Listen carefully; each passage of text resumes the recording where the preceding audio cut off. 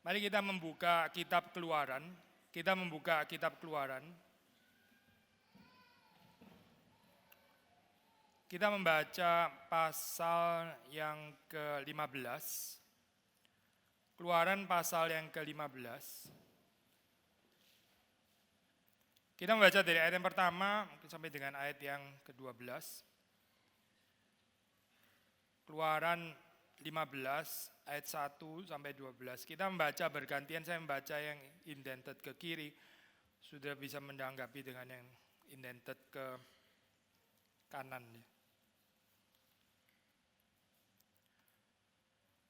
Pada waktu itu Musa bersama orang Israel menyanyikan kidung ini bagi Tuhan.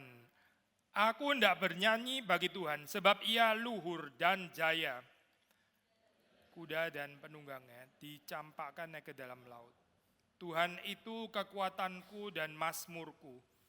Dia telah menjadi keselamatan. Dia Allahku, kupuji dia. Dia Allah Bapa, kutinggikan. Tuhan itu pahlawan perang. Tuhan itulah nama. Kereta Firaun dan pasukannya dihempaskannya ke dalam laut. Perwira-perwira pilihan dibenamkannya ke dalam laut teberau. Samudra dalam menutupi mereka. Seperti batu mereka tenggelam ke air yang dalam. Tangan kananmu Tuhan mulia di dalam kekuasaanmu. Tangan kananmu Tuhan menghancurkan musuh. Dengan kejayaanmu yang besar kau binasakan mereka yang bangkit menentang engkau. Kau lepaskan api murkamu yang memakan mereka seperti jerami. Karena hembusan nafasmu air menjulang tinggi. Aliran air berdiri tegak seperti bendungan. Samudra dalam membeku di pusat laut. Kata musuh, akan ku kejar dan ku capai mereka. Akan ku bagi-bagikan jarahannya. Akan ku lampiaskan nafsu amarahku kepada mereka. Akan ku hunus pedangku. Tanganku akan melenyapkan mereka. Engkau mengembuskan taufanmu, laut pun melingkupi mereka. Seperti timah mereka tenggelam dalam air yang dahsyat. Siapakah seperti engkau di antara ilah-ilah ya Tuhan?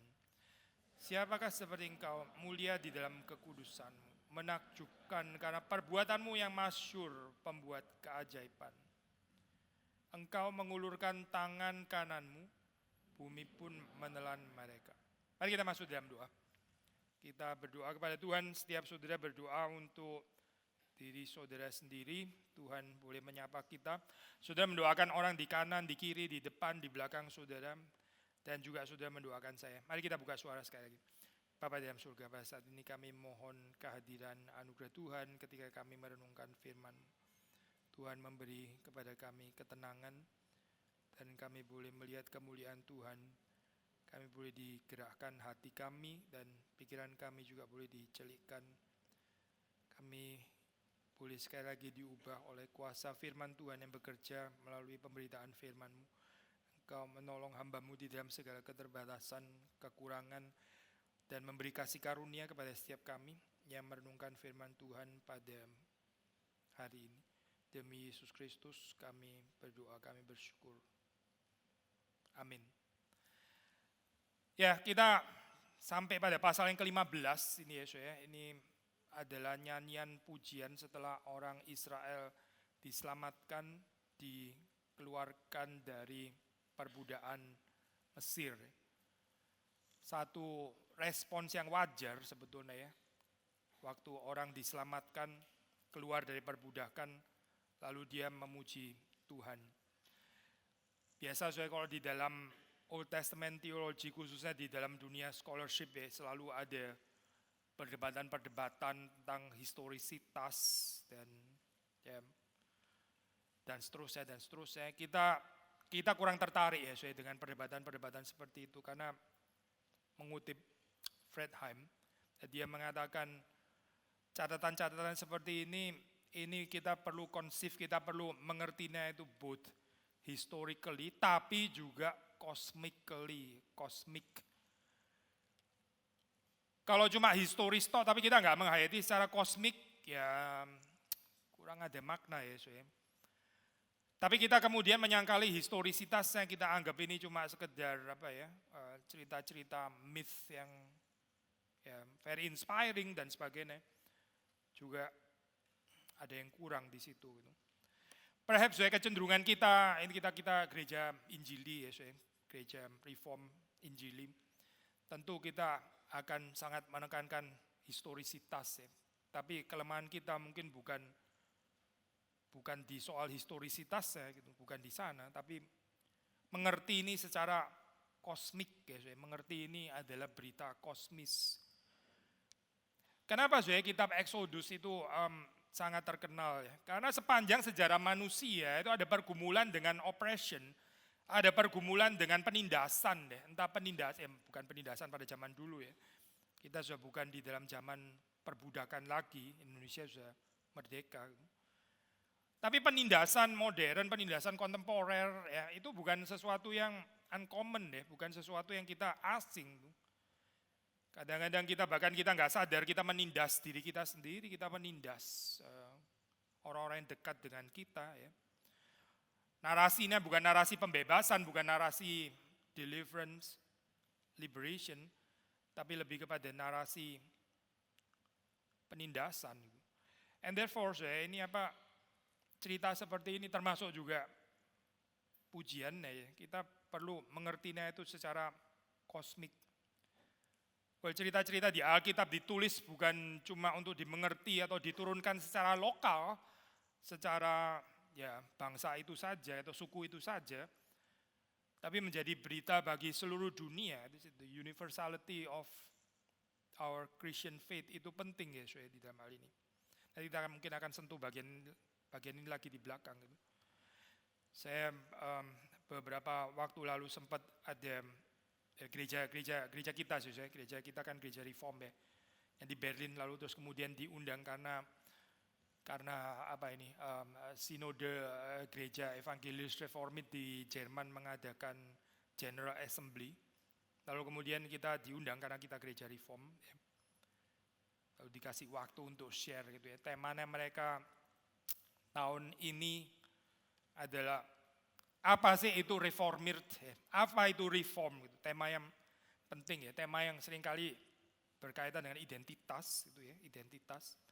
Karena orang setelah lama bisa kabur sih, memang apa sih artinya itu reform, gitu ya. Ini pertanyaan besar ya. What is reform? What is reformert itu artinya apa? Gitu. Lalu kemudian bicarakan dari berbagai macam perspektif. Kalau saudara ditanya apa sih itu reform gitu ya, reform itu apa gitu, atau saudara kepikir apa ya gitu. Mungkin kita akan menekan reform itu ya percaya kedaulatan Tuhan, itu reform ya. Reform menekankan inisiatif Tuhan, reform itu menekankan pekerjaan Tuhan ya, apa yang Tuhan kerjakan itu lebih utama daripada respons kita dan saudara. Ada banyak hal saya mengatakan tentang reform itu apa gitu. Tapi saya tertarik dengan satu teologian ya, Eberhard Busch namanya. Dia waktu bicara tentang identitas reform ya. Dia mengatakan kira-kira seperti ini, being reform itu artinya ya simply being Christian. Reform itu artinya ya Kristen gitu. Agak mengecewakan ya mungkin ya kalau kita dengar, wah kurang unik gak sih ya? Kurang unik ya. Kita kalau bicara reform, identitas reform, harusnya bisa langsung kelihatan nggak? Ini color reform, maksudnya bukan Lutheran, bukan Arminian, bukan Katolik, apalagi gitu, bukan Roma Katolik, bukan Eastern Orthodox atau bukan Anglican, tapi ini reform gitu. Kadang-kadang waktu kita mencoba untuk menghayati ini ya, reform, being reform dan sebagainya, kita cari sengaja hal-hal cari yang berbeda gitu ya, berbeda. Yang makin unik, yang makin gak bisa dirayakan oleh orang lain ya. Gak bisa dirayakan, yang orang Lutheran, orang Arminian akan kesulitan untuk subscribe ya pengertian ini. Nah itulah yang betul-betul reform gitu ya. Tapi kita lupa satu hal bahwa aspek universality itu universality. Kita lagi ngomongin kosmik gitu sih, kosmik. Aspek Catholicity, bukan Roman Catholic ya maksudnya, tapi katolisitas, universalitas gereja yang kudus dan am. Keaman itu loh saya, am. Keuniversalitasan atau universalitas ya, nggak usah pakai ke dan an lagi gitu. Itu kadang-kadang kita lupa bahwa itu juga penting gitu. Kita lebih bangga kalau orang itu lebih lain daripada orang Kristen yang lain ya. Kalau gereja kita itu makin berbeda dengan gereja yang lain, tapi kita nggak tertarik bagaimana menyaksikan bahwa apa yang kita percaya itu juga bisa dipercaya oleh di gereja-gereja lain sebetulnya gitu. Orang Kristen manapun gitu. The Lordship of Christ misalnya gitu ya, ketuhanan Kristus ya. Itu reform loh saya, itu reform gitu. And yet kita percaya ajaran seperti ini harusnya bisa diterima oleh siapapun. Maksudnya the Lordship of Christ, masa orang kan gak seneng ya dengan ide ini gitu. So kita ini di STT saya semester ini sudah selesai sih ya, barusan ujian. Mengajar tentang Kristologi, lalu terus ada pembicaraan tentang threefold office of Christ. Menarik ya saya, itu yang memopulerkan seperti kita tahu kan Johannes Calvin, meskipun Calvin perhaps bukan yang pertama ya, tapi ada, saya kalau nggak salah ingat Eusebius ya, sudah pernah membicarakan tentang hal tersebut. Tapi yang memopulerkan memang betul adalah Johannes Calvin. Dan Calvin memperkenalkan itu established ya, so di dalam tradisi reform, teologi reform banyak sekali membicarakan tentang threefold office of Christ, Kristus sebagai nabi, imam, raja ya. Ini loh saya, ini reform gitu, reform gitu. Saya pernah buka katekismus resmi ya, so dari katekismus dari Gereja Roma Katolik gitu. Di situ ternyata ada pembicaraan tentang threefold office of Christ, ya. Threefold office of Christ. Gak tahu perasaan saudara apa ya waktu kita ini apa mencuri gitu ya atau apa ya, pinjaman gak kasih footnote dan sebagainya gitu ya, kita suka ya jadi agen kebenaran kayak gitu. Tapi kita lupa kebahagiaan bahwa apa yang diberikan Tuhan kepada kita itu ternyata bisa diberikan juga kepada gereja yang lain. Ini loh saya aspek universalitas ya, kosmik ya. Exodus ini berita kosmik gitu, berita yang universal yang seharusnya itu bisa diterima oleh semua, bukan cuma semua denominasi yang lain, tapi juga bahkan semua orang, semua manusia saya. Karena manusia entah yang Kristen entah yang enggak Kristen somehow juga ada pergumulan dengan oppression, ada pergumulan dengan penindasan ya. So the good news di sini ya, Injil ya, Kristus yang membebaskan. Dihayati bukan cuma sekedar penekanan historisitasnya, ya. Historisitas lalu apa gitu. Tapi penghayatan ini secara kosmik, penghayatan yang universal yang bisa di-share, yang bisa disaksikan, yang bisa kita bagikan. Mungkin saya lompat langsung kepada bagian yang terakhir ya, ini harusnya kalau secara sistematis ngomongnya terakhir. Tapi sudah membaca tadi ya, ini at least ayat-ayat yang kita baca di ayat 12-nya itu. Diakhiri dengan kalimat retoris ya, siapa seperti engkau di antara ilah-ilah ya Tuhan? Siapakah seperti engkau di antara ilah-ilah? Siapakah seperti engkau mulia di dalam kekudusanmu? Menakjubkan karena perbuatanmu yang masyhur, pembuat keajaiban. Perhatikan di sini ya, Musa orang Israel ya, itu mengagumi Tuhan sebagai satu-satunya Tuhan yang gak ada yang lain seperti ini. Persoalan kekristenan apa sih? Persoalan kekristenan bukan gak ada Tuhan sih, bukan gak ada Kristus gitu. Tapi Kristus among so many other false gods. Narasi kerajaan Allah di tengah narasi-narasi lain yang bukan kerajaan Allah. Gak ada kekaguman seperti ini ya. Siapa seperti engkau di antara ilah-ilah ya. Ilah-ilah yang miskin itu, yang memiskinkan, yang mereduksi kehidupan, yang gak membawa, gak memberikan kelimpahan, tapi memberikan penindasan. Siapa seperti engkau ya Tuhan? Apakah kita punya kekaguman seperti ini, kesaksian seperti ini?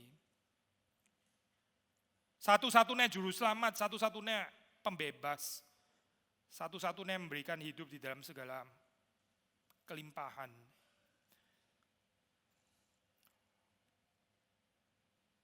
So kosmik berarti ini sesuatu yang bukan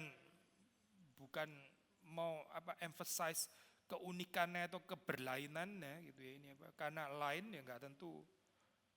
Lain ada orang bikin meme biasanya itu ada garpu, 4 garpu lalu ada satu yang biasa garpu kan gini ya, ini bukan gini nih, ginilah ininya kesini dan sebagainya.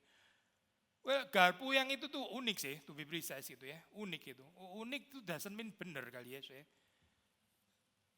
Kalau kita jadi orang Kristen yang unik ya oke lah unik, tapi apa? Unik mungkin eksentrik juga sih. Unik, eksentrik, unik, aneh gitu. Semua orang pakai celana, dia nggak pakai celana gitu. Itu unik juga sih gitu, unik. Tapi unik nggak berarti lalu terus kemudian benar memberkati orang lain gitu. So kadang-kadang saya di dalam pergumulan kita ya mencoba ini kan memang persaingan bebas sih soalnya ya, persaingan bebas gitu ya. Semuanya serba di dalam persaingan bebas. Lalu apa ya?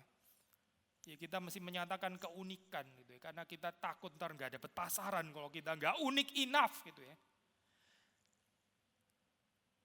Tapi saya tertarik dengan prinsip paradoks seperti yang diajarkan oleh Tuhan Yesus Kristus ya. The more kita mengejar sesuatu, the more kita bisa kehilangan akhirnya itu. Barang siapa mau mempertahankan nyawanya, memegangnya erat-erat, gak mau melepaskannya, dia justru akan kehilangan. Barang siapa menyerahkan nyawanya bagi Tuhan, dia justru akan mendapatkannya. Martin Luther mengerti dengan baik prinsip ini waktu dia mengatakan, I have held many things in my hands. Saya itu ada banyak hal, saya pegang di dalam tangan saya, and I lost them all. Saya kehilangan mereka semua. Justru karena saya berusaha untuk pegang dengan tangan saya. Tapi whatever I place in God's hand, semua yang saya taruh di dalam tangan Tuhan, saya masih ada, saya masih memilikinya sampai sekarang. Perhaps the same principle juga bisa apply to uniqueness, particularity, ya. The myth of uniqueness. Semakin mau mengejar keunikan, semakin emphasize keunikan, semakin gak unik kali ya, karena semuanya juga kepingin unik kayak begitu, akhirnya kita jadi gak unik. Semua orang kepingin eksentrik, kita juga kepingin eksentrik, akhirnya semuanya jadi pingin eksentrik. Gak ada yang heran dengan orang yang kepingin eksentrik di sini, seluruh dunia kayaknya memang begitu gitu. Tapi kalau kita gak tertarik untuk menjadi being unique, ya, dan mungkin kita justru akan mendapatkan keunikan itu kali. Sudah membaca di dalam kitab suci, mana ada sih Petrus berusaha untuk mendirikan Petrine School, Paulus berusaha mendirikan Pauline School, atau apa? Nggak ada ya, nggak ada. Mereka nggak tertarik deh kayaknya gitu. Mereka cuma tertarik mengikut Kristus. Mereka cuma tertarik menjadi seperti Kristus. Dan mereka unik.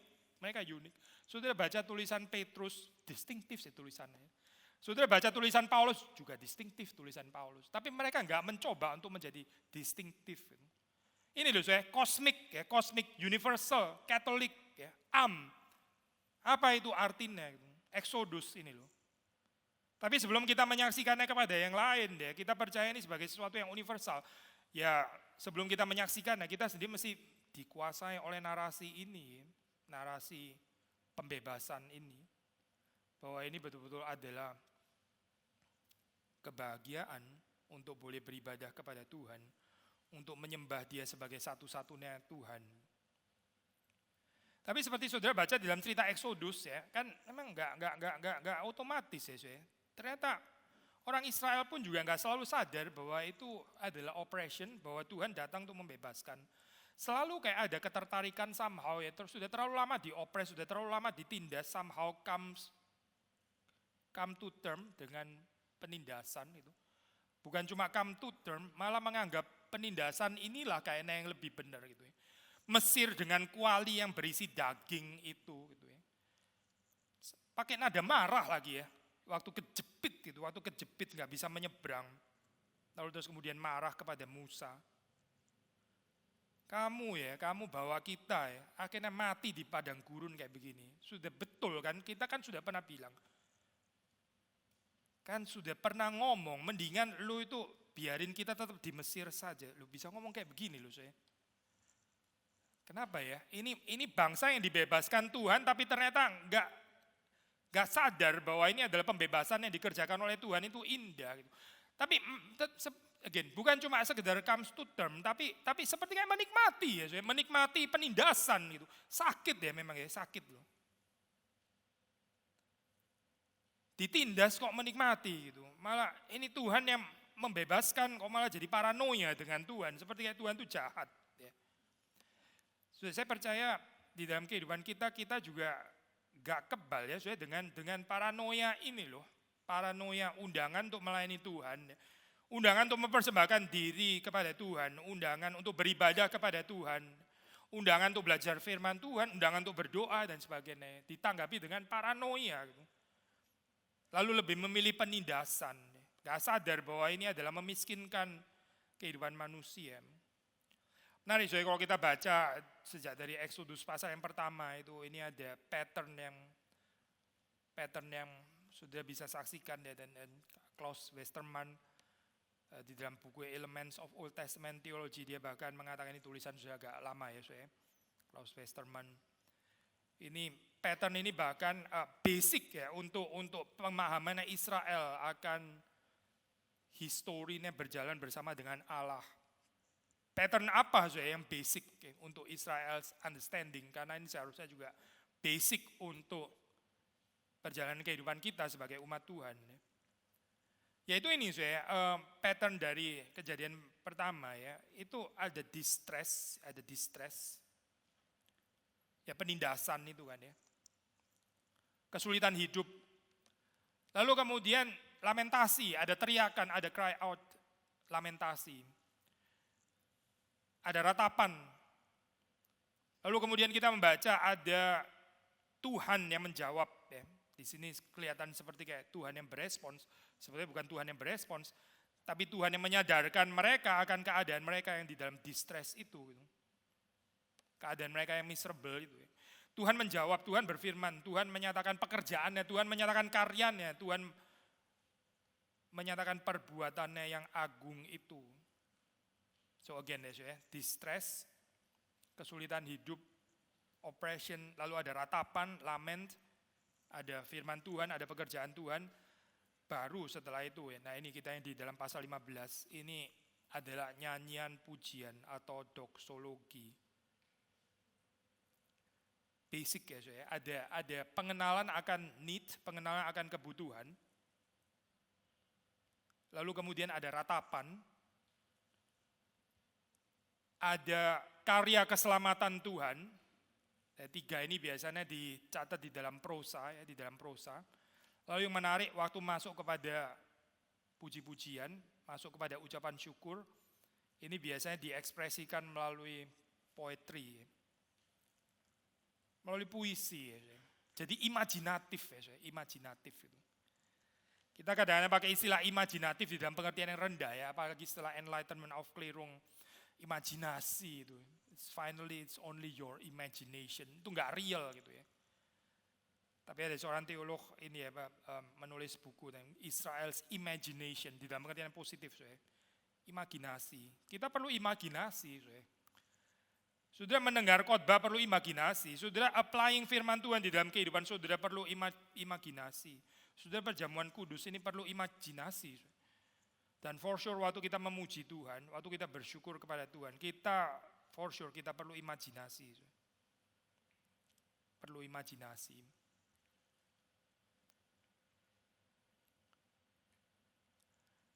Waktu di dalam poetry, kita masuk ini ya, kebebasan estetik di situ yang nggak bisa ditanggapi hanya dengan apa ya, kriteria ortodoksi, salah, benar, tepat, nggak benar gitu ya. Saudara kalau menyatakan cinta kepada orang yang saudara cintai, ya, itu juga kan nggak bisa ditanggapi secara ortodoksi kan ya, nggak tepat gitu saya. Saya bukan against ortodoksi by the way, bukan itu ya. Tapi saudara di sini waktu membaca ya itu kekayaan imajinasi termasuk ya. Bukan tanpa pengertian, sih tetap dengan pengertian ya. Tapi nggak cukup ya saya, nggak cukup. Kalau kita hanya pakai ekspresinya itu di dalam prosa. Prosa terlalu terbatas. Perlu pakai puisi. Pemazmur misalnya bicara tentang pohon-pohon yang bertepuk tangan. Itu kan puisi ya, saudara. Kan nggak tepat ya, saudara. Kalau saudara tanya, mana pohon ada tangannya? Tepuk tangan di sebelah mana memang ya? Kan ngawur ya, saudara, tanggapan kayak begini ya. Aneh, tanggapan itu tuh aneh gitu. Tapi yang aneh sebetulnya adalah di dalam kehidupan kita itu nggak ada Thanksgiving yang diekspresikan di dalam imajinasi itu loh, saudara. Akhirnya hidup ini menjadi agak sedikit sempit ya, saudara. Karena nggak ada imajinasinya. Kalau kita menganggap itu sebagai sesuatu yang ya kurang rapi gitu ya. Waktu kita melihat di dalam bagian pasal 15 ya, apa sih sebetulnya yang dikatakan di sini ya? Ini ya, again membaca dengan imajinasi. Di situ Musa mengajak orang Israel untuk memuji Tuhan. Langsung ada kontras ya, kontras di sini. Seperti sudah membaca sudah di dalam kalimat pertama ya. Aku hendak bernyanyi bagi Tuhan sebab ia luhur dan jaya. Luhur dan jaya, kalimat bahasa Indonesia yang tinggi ya. He has triumphed gloriously. Has triumphed gloriously. Luhur jaya. Luhur jaya terhadap apa? Luhur jaya terhadap triumfalisme manusia, yaitu kuda dan penunggangnya. Kuasa militer, military power. Ada polemik langsung di sini ya. Ada kesaksian gitu. Kita percaya kepada Tuhan yang triumph gloriously, ya luhur dan jaya. Bukan kepada kuda dan penunggangnya, itu narasi kerajaan dunia. Firaun dan pasukannya, perwira-perwira pilihan, orang-orang elit. Tapi dibenamkan oleh Tuhan ke dalam laut Teberau. Mengikut Tuhan itu apa sih? Mengikut Tuhan itu berarti enggak merayakan apa yang dibanggakan oleh dunia again and again and again ya. Ini bukan message pertama kali for sure di sini. Tapi kalau nyanyian pujian kita itu enggak ada polemiknya, enggak ada confession ya, to be precise itu. Enggak ada yang kita deny, enggak ada yang kita buang ya, enggak ada yang let's say kita ridicule gitu, enggak ada gitu. Lalu kita hanya memuji keindahan Tuhan, kebesaran Tuhan, tapi miskin konteks ya. Kayaknya berbeda ya dengan nyanyian pujiannya Musa dan Miriam ini. Yang highly political ini, highly political. Aku hendak bernyanyi bagi Tuhan sebab ia luhur dan jaya. Kuda dan penunggangnya dicampakkannya ke dalam laut. Kuda dan penunggang Firaun, tapi juga mungkin kuda-kuda modern dan penunggang modern. Sekarang kita berurusan dengan banyak ilah, kita berurusan dengan banyak Tuhan di dalam dunia modern. Sebetulnya bukan Tuhan, sebetulnya bukan Allah. Apa yang mengganggu ibadah kita? Apa? Kita mesti tahu ya, kita mesti tahu di dalam kehidupan ini ya, apa yang mengganggu saya betul-betul bisa beribadah kepada Tuhan. Apa itu? Ada ilah apa di dalam kehidupan kita? Nah ini Musa menyatakannya. Kita bukan percaya kepada kuda dan penunggang kekuatan manusia, tapi percaya kepada Tuhan. Tuhan itu pahlawan perang. So, iya betul bicara tentang triumph di sini. Triumph gloriously, tapi against. Melawan worldly triumphalism ya. Terus di dalam peperangan. Bukan cuma itu, kalau kita membaca di dalam bagian akhir, seperti kayak ada pengulangan di sini ya, di dalam bagian akhir. Mereka betul-betul berusaha ya untuk mengalahkan Israel. Ayat 9, musuh mengatakan, akan ku kejar, ku capai mereka, akan ku bagi-bagikan jarahannya. Ada certain kalimat mesianik ya di sini ya, ku bagi-bagikan jarahannya. Dunia ini benar-benar aktif loh, benar-benar aktif ya, aktif mengejar, aktif mencapai, aktif membagi-bagikan jarahan, aktif melampiaskan nafsu, amarah, akan kuhunus pedangku, tanganku akan melenyapkan mereka. Pedang yang diciptakan oleh manusia itu ya, jadi kebanggaan manusia untuk mengalahkan musuh, untuk menghina musuh, untuk menenggelamkan musuh. Tapi terus kemudian kontras dengan ayat ke-10, engkau mengembuskan taufanmu, laut pun melingkupi mereka seperti timah. Mereka tenggelam dalam air yang dahsyat. Tuhan dan alam ciptaannya. Seperti Tuhan juga menghukum Firaun dengan menarik order of creation, maka menjadi tulah. Manusia selalu bermegah dengan apa yang dia ciptakan, pedang. Dengan instrumen-instrumen yang ada pada kita. Tapi itu dipakai untuk apa sih? Dipakai untuk melenyapkan musuh, dipakai untuk berperang, dipakai untuk mematikan. Tetapi Tuhan memakai ciptaannya, alam ya, ini kan bicara taufan dan sebagainya. Order of creation itu seharusnya dipakai untuk memberikan kehidupan di dalam kehidupan manusia. Tapi untuk orang-orang Mesir, untuk Firaun, akhirnya alam yang seharusnya memberikan kehidupan, itu menjadi destructive power. Bukan karena Tuhan salah memakai alam, bukan itu. Alam menjadi destructive power, karena apa? Ya karena ini dibalikin lagi kepada tangannya Firaun. Karena Firaun itu menghadirkan bukan creative power, tapi destructive power dengan oppression-nya. Dengan oppression yang dia jalankan itu dia menghadirkan destructive power. Sekarang Tuhan balikin lagi, alam yang seharusnya itu boleh memberikan kehidupan ya bagi umat manusia, tapi sekarang jadi dipakai berbalik untuk menjadi destruksi di dalam kehidupan orang-orang yang suka melakukan oppression ya. Orang yang melakukan oppression pikir seperti kayak mereka itu berkuasa, ya mereka lebih kuat, mereka lebih di atas, mereka lebih bisa mengatur dan sebagainya. Mereka lupa bahwa mereka sedang berurusan dengan Tuhan. Dan ciptaan itu enggak akan bersahabat. Ya, kita bahas bagian ini bisa banyak implikasinya ya, termasuk with all the ecological disaster ya. Kenapa ya? Alam yang seharusnya bersahabat kok jadi menghancurkan manusia. Jangan-jangan kita manusia seperti Firaun, kita melakukan oppression sih soalnya. Narasi yang menguasai kita itu bukan narasi stewardship, bukan bagaimana menjadi penata layan ciptaan, bagaimana beribadah kepada Tuhan, ya seperti Adam mengusahakan tanah. Ya. Interesting di dalam bagian itu, saya kalau sudah membaca dalam bahasa aslinya itu ya, itu tanah itu mengusahakan, ya, itu pakai istilah ibadah, ibadah. Ya. Jadi Adam beribadah, ya. Ibadah kan harusnya Tuhan ya. Tapi terus kemudian beribadah tanah. Loh, bagaimana ya? Pak, ada menyembah tanah gitu maksudnya atau apa sih artinya gitu? Itu apa bukan penyembahan berhala? Bukan.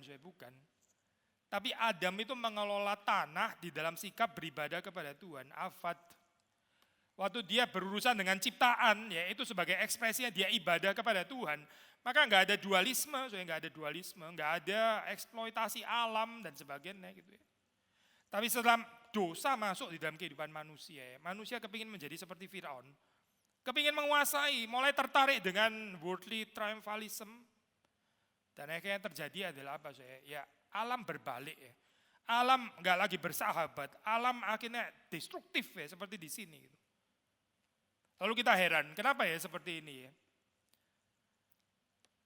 Kenapa ada gempa bumi di mana-mana dan seterusnya. Kenapa alam sekarang nggak memberikan kepada kita kehidupan pemeliharaan Tuhan, tapi justru seperti sangat nggak bersahabat. Ya baca saja bagian ini. Tuhan membalikkan lagi kepada Mesir, kepada Firaun. Sekali lagi ya, ayat 10, engkau mengembuskan taufanmu, laut pun melingkupi mereka seperti timah, mereka tenggelam di dalam air yang dahsyat. Inilah yang akan dituai orang-orang yang memang mempermainkan kuasa yang dipercaya di dalam kehidupan mereka. Bukan untuk melayani, bukan untuk memberkati orang lain, tapi untuk menyatakan kekuasaan militer, kekuasaan finansial, kekuasaan ekonomik, kekuasaan sosial, dan seterusnya. So, sekali lagi ya saya, pattern ini ya, pattern distress, lament, divine word, divine deed, lalu diakhiri dengan doxologi. Karena ini basic kita nggak bisa keluar dari sini. Hidup di dalam fallen world, hidup di dalam dunia yang jatuh ini ya. Gak mungkin kita nggak ada alasan untuk menyatakan need itu kan nggak mungkin kan ya. Tapi pertanyaannya adalah need kita itu sebetulnya apa sih? What is our need sebetulnya itu? Apakah betul umat Tuhan itu mengenal the deepest need yang seharusnya dinaikkan sebagai ratapan di hadapan Tuhan? Kita meratap karena apa? Apa yang kita sedih? Apa yang membuat kita sedih? Apa yang membuat jiwa kita tersiksa di dalam kehidupan ini? Kalau baca dari cerita Exodus ya, baca dari cerita Exodus, ini seharusnya membebani kita ya. Yang kita harusnya selalu lament itu apa sih? Karena selama kita di dunia, kita nggak bisa benar-benar bebas dari ini sih, oppression. Dan oppression ini sangat menghalangi kita beribadah kepada Tuhan. Jangan bicara oppression orang lain, saya ini cuma victim. Kita ini seperti kayak Israel, kita kadang-kadang sering kali kita rela untuk diopres oleh ilah-ilah yang seharusnya nggak kita sembah. Itu loh itu yang seharusnya menjadi lamennya gereja gitu, lamen ratapannya gereja. Kenapa ya gereja nggak betul-betul mengasihi Tuhan, nggak bisa mencukupkan diri dengan kasih Kristus, kasih Kristus. Paulus mengatakan apapun yang nggak bisa memisahkan kita dari kasih Kristus, entah itu penindasan, mau kelaparan, mau ketelanjangan, mau apapun, penguasa yang di atas, yang di bawah, dan seterusnya. Gak ada yang bisa memisahkan kita dari kasih Kristus. Paulus mau bilang apa sih?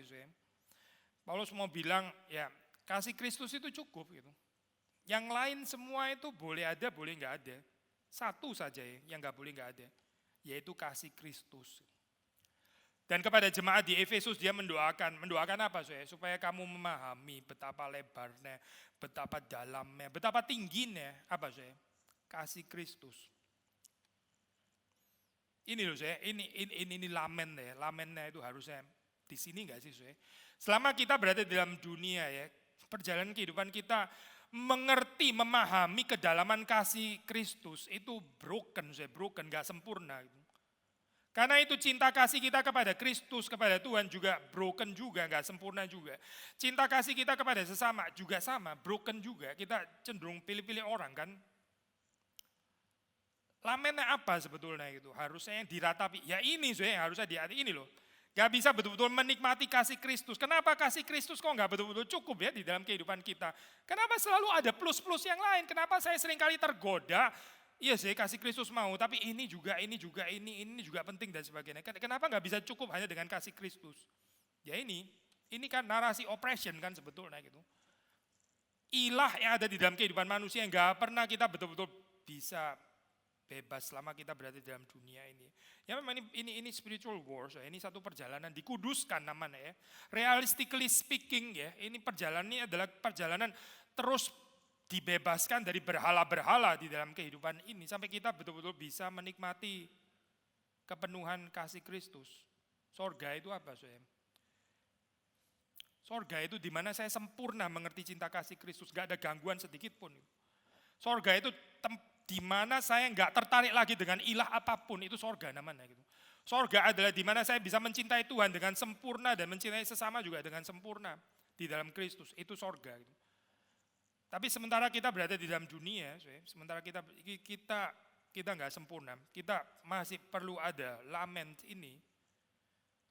Lament, kenapa di dalam kehidupan manusia, termasuk kehidupan kita, termasuk dalam kehidupan saudara dan saya, kita masih ada perayaan kereta kuda, ada perayaan kereta kuda.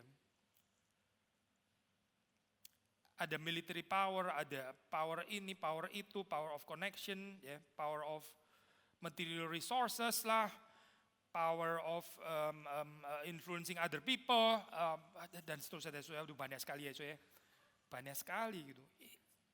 Ini loh ini yang harusnya kita tuh lamen gitu. Kenapa kita nggak bisa mengerti apa artinya kasih Kristus yang cukup bagi Paulus itu gitu. Kenapa seringkali nggak cukup di dalam kehidupan kita. Baru kalau kita mengerti ini ya, the real need itu apa sebetulnya. Dan kita meratap dengan benar, kita berseru kepada Tuhan. Seperti Paulus berseru kepada Tuhan. Tubuh celaka ini, siapa yang bisa membebaskan aku dari ini? Dia lamen di dalam bagian itu loh. Aku nggak selalu melakukan apa yang benar, apa yang aku tahu benar, tapi aku melakukan apa yang justru gak berkenan kepada Tuhan. Dia lamen bagian itu. Gitu. Dia bukan lamen bagian-bagian yang lain. Aduh saya ini bikin tenda, kenapa bisa ada yang bocor gitu misalnya. Kenapa tenda saya nggak kejual dan sebagainya. Ada nggak sih lamen itu di Paulus itu? Mana ada ya saya, nggak ada. Dia nggak ngomongin tenda jualannya, nggak ada itu. Yang dia lamen kenapa saya nggak bisa mengasihi Tuhan dengan sempurna, itu lamennya Paulus. Ya. Dan better jadi lamennya saudara dan saya nggak sih? Ini harusnya jadi ratapannya gereja nggak sih seharusnya itu. Lebih daripada semua yang lain. Kita baru selesai Pentakosta ya, baru 2 minggu yang lalu. Saya percaya waktu Pentakosta kita merenungkan tentang pentingnya hidup yang dipenuhi oleh Roh Kudus, bahwa Roh Kudus adalah berkat yang terbesar diberikan Kristus kepada gerejanya. Kristus adalah berkat terbesar diberikan Allah Bapa bagi gerejanya. Dan Kristus membawa kita kepada Bapa. Makanya 1 minggu setelah Pentakosta itu namanya Minggu Trinitatis ya. Minggu Trinitatis ya, Pentakosta, Roh Kudus. Roh Kudus membawa kepada Kristus yang membawa kepada Bapa. Lalu ini nih, minggu ini ya, ini first Sunday after Trinitatis. Apa sih temanya gitu? Temanya tadi kita baca di dalam 1 Yohanes pasal 4 tadi ya, yaitu mencintai sesama. Gitu. Gerakan kalender gereja ini menarik ya untuk saya. Roh Kudus ya, lalu membawa kepada Allah Tritunggal, karena Roh Kudus memang bukan membawa kepada dirinya sendiri, tapi dibawa kepada Kristus yang membawa kepada Bapa. Lalu setelah Tritunggal apa? Ini kan sudah klimaks ya, ini sudah paling atas loh, sudah mentok nggak sih? Ternyata setelah Tritunggal ya, ini nih hari Minggu ini nih, ini kita saudara dan saya dibawa untuk mencintai sesama. Gitu. Mencintai sesama. Bagaimana kita mencintai sesama? Kita nggak sempurna mencintai sesama. Bagaimana gereja mencintai manusia? Gereja nggak sempurna juga di dalam mencintai manusia kan. Pertanyaannya saya, kita lihat ini sebagai need nggak ya? Saya boleh kaitkan dengan Exodus pasal 15 ini ya, pattern ini. Is this the real need of the church? Kalau sudah ditanya ya, apa kebutuhan gereja yang paling penting? Apa kebutuhan gereja yang paling penting? Orang Kristen itu paling perlu itu apa? Ada yang jawab, oh orang Kristen itu perlu ini loh, hubungan baik-baik sama negara. Gitu. Orang Kristen itu perlu support dari kekuasaan negara. Kita baca, bukan kuda dan bukan penunggangnya. Tapi masih aja ada ajaran Christian nationalism. Ya. Ini baca Alkitab gak sih sebetulnya orang-orang itu ya. Sudah jelas-jelas dikontrasin di sini. Tapi ini malah rangkul-rangkulan ini. Ada banyak problem ya, banyak problem. Apa sih kebutuhan gereja itu sebetulnya? Ya? Kebutuhan gereja. Yang gereja harusnya paling meratap itu apa ya sebetulnya? Kalau kita boleh kaitkan dengan minggu ini ya, kalender minggu gereja, kebutuhan gereja. Mencintai dengan lebih sempurna. Mencintai dengan lebih sempurna. Kita nggak sempurna di dalam mencintai. Maka lamentasinya harusnya apa saya? Lamentasi ratapannya apa? Ya ini saya minta kepada Tuhan supaya kita boleh mengerti kedalaman kasih Kristus sehingga kita bisa mencintai deeper and deeper and deeper. Ya ini kebutuhannya orang Kristen lebih daripada semua yang lain. Paulus nggak mendoakan aku doa kepadamu jemaat di Efesus apa ya misalnya supaya apalah saya sudah karang sendirilah supaya dalam 3 tahun ya engkau jadi 10 kali lipat jumlahnya. Paulus nggak doain itu, saya enggak gitu. Itu nggak lebih besar daripada berdoa untuk pemahaman kasih Kristus. Paulus juga nggak mendoakan aku berdoa kepadamu supaya engkau menjadi gereja yang influential, banyak followersnya gitu misalnya. Yang pelayanan medsosnya itu dikenal. Gitu. yang disegani oleh dunia. Paulus nggak doa itu, dia nggak peduli saya mau dunia menyegani nggak menyegani, bukan itu urusannya itu. Tapi yang didoakan Paulus adalah aku berdoa supaya engkau memahami betapa dalamnya kasih Kristus. Dia sendiri juga struggle supaya memahami itu. Dia juga nggak sempurna sih memahami. Dia mengatakan aku berusaha menangkap, tapi aku pun sudah ditangkap. Ya, aku berusaha untuk mengejarnya. Aku berlari-lari menjawab panggilan itu. Dia berusaha, dia tahu dia nggak sempurna, tapi dia menuju ke sana. Again, balik lagi ya kepada basic pattern, ya. The need, kebutuhan kita, ya. Lamentasi, ratapan, lalu kita melihat pekerjaan Tuhan yang dinyatakan, dan terakhir diakhiri dengan thanksgiving atau doksologi, memberi segala kemuliaan kepada Tuhan. Apa saya? Ya karena boleh beribadah kepada Tuhan, karena boleh melayani Tuhan, boleh mengasihi Tuhan, boleh dibebaskan dari those oppressive powers. Doksologinya itu harusnya itu saya. Bukan doksologi hal-hal yang lain yang remeh-temeh ya saya. Tapi bagaimana kita bisa beribadah kepada Tuhan. Hopefully perjalanan saudara-saudari sekalian yang hari ini dibaptis di CD juga menyatakan pattern basic ini ya. Know your need, saudara tahu kebutuhanmu itu apa, bukan jodoh ya, saya bukan. Itu bukan yang paling atas itu. Tuhan tahu kok itu. Tuhan tahu kebutuhan itu. Ya. Santai saja urusan itu. Tapi yang kita masih benar-benar lamen itu ya. Kenapa di dalam dunia ini ya, kita nggak bisa mencintai dengan sempurna. Kenapa Tuhan tuh cintanya sempurna? Tuhan cintanya sempurna. Tapi saya nggak bisa mengertinya bahwa itu sempurna. Kenapa saya merasa itu nggak sempurna? Kenapa saya merasa selalu harus ada tambahan yang lain? Padahal itu cinta yang sempurna. Padahal itu adalah everything yang dibutuhkan oleh jiwa saya. Mengapa saya mengertinya so broken dan fragmented seperti ini? Ini yang seharusnya jadi lamennya kita nggak sih? Lamen kita. Dan ya kita dipersiapkan masuk ke sorga. Karena sorganya nanti kontinuitas dengan pergumulan lamentasi ini kan. Di sana itu betul-betul sorga. Kenapa saudara? Karena doa saudara dijawab gitu. Ternyata di sana saya bisa mencintai dengan sempurna. Nggak ada lagi ilah-ilah yang memperbudak saya. Saya nggak tertarik lagi dengan apapun yang lain. Ternyata Kristus itu memang betul-betul cukup. Kontinuitas, kontinuitas. Harap sih kehidupan kita ada kontinuitasnya dengan perjalanan kita ke Sion yang akan datang. Tuhan memberkati kita semua. Mari kita masuk di dalam doa. Tuhan, kami bersyukur kami bisa membaca cerita pujian ini yang tidak cukup diekspresikan dengan kalimat-kalimat yang kering. Tapi Engkau mau membawa kami supaya kami bisa berada di dalam imajinasi yang Tuhan berikan di dalam kehidupan ini. Kami berdoa supaya kami boleh terus bertumbuh di dalam pengenalan kami akan kebutuhan yang terdalam di dalam hidup ini. Kami tidak membutuhkan apa-apa kecuali diri-Mu sendiri. Kami membutuhkan Roh Kudus, kami membutuhkan Kristus, kami membutuhkan Engkau Bapa. Berdoa supaya di dalam perjalanan hidup kami boleh semakin mengerti kedalaman cinta kasih Tuhan. Mengerti bahwa Engkau sungguh-sungguh rindu membebaskan kami dari kemiskinan dunia ini. Engkau mau kami berada dalam kehidupan di dalam segala kelimpahan. Engkau mau kami belajar mencintai Engkau, belajar mencintai sesama.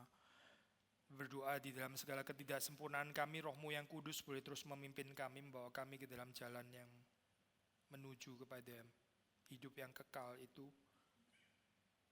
Tuhan boleh menyatakan firman-Mu, Tuhan menyatakan karya, Tuhan menyatakan perbuatan-Mu. Dan kami boleh meresponsnya dengan puji-pujian, dengan ucapan syukur seluruh kehidupan kami. Ucapan syukur karena Engkau sudah membebaskan kami dari ilah-ilah yang memiskinkan kehidupan kami.